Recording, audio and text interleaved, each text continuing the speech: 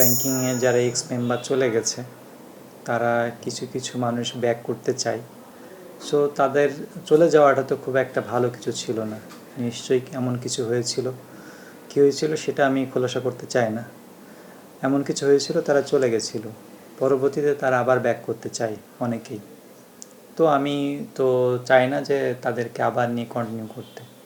Ranking এমন একটা প্রতিষ্ঠান, প্রত্যেকটা ছেলে মেয়েকে একদম শুরু থেকে নতুন করে নিয়ে এসে তাদেরকে কাজ শেখানো। কেউ এমন না যে স্টার ছিল, কাজ করতে পারতো, এমন ছিল না। তাদেরকে নিয়ে এসে আমি কাজ শিখিয়ে একটা পর্যায়ে নিয়ে এসেছি। যখন তারা র্যাঙ্কিংয়ের সঙ্গে একটু মানে সিচুয়েশন খারাপ হওয়ার পর তারা চলে যায়, তাদেরকে র্যাঙ্কিংয়ে ব্যাক নেওয়াটা মুশকিল।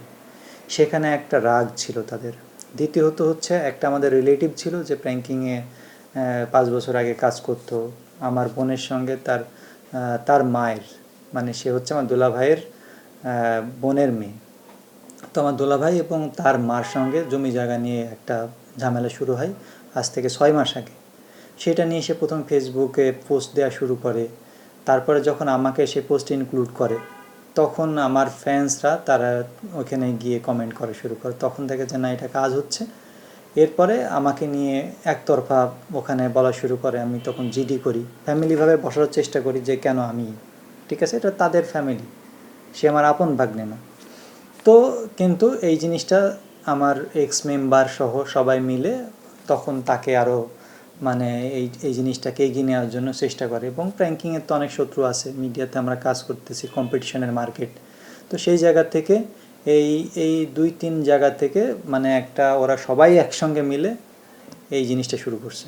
র্যাঙ্কিংয়ে অ্যাকচুয়ালি র্যাঙ্কিং বললাম না, একেবারে শূন্য থেকে যেসব ছেলেমেয়েরা এর আগে কিছুই করেনি তাদেরকে নিয়ে এসে কাজ করা হয়েছে। র্যাঙ্কিংয়ের অতীতে দেখা গেছে যারা খুব ভালো চলছে, লাইমলাইটে চলছে, তখন মিডিয়ার লোকজন তাকে কান পড়া দিতে থাকে যে এই র্যাঙ্কিংয়ে এইভাবে হবে না, ওইভাবে হবে না। কারণ তাদের দিকে মিডিয়ার একটা ফোকাস থাকে, তাদের নিয়ে কাজ করতে চায় সবাই।